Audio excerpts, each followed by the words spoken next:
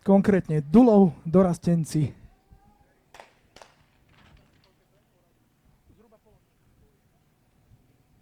A budeme opäť opakovať, dnes sa nám to stalo zatiaľ iba raz a tentokrát pohyb v týme Dorastencov. Ale už sú tam nejaké dva týmy, ktoré sú odhlásené, tak to bude tak inak. Druhý štart sa podaril úspešne. Ale to, čo sa nepodarilo, je košík. Na druhýkrát bez problémov.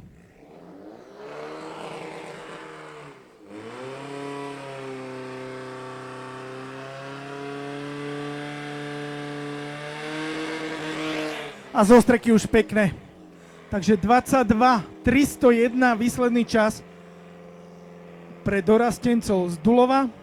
22.301 na ľavej rýchlejší. 22.131. 22.131 naľavo rýchlejší a 22.301 z pravej strany výsledný. Toľko Dorastenci Dulova a teraz ženský tým KL Auto Jasenové.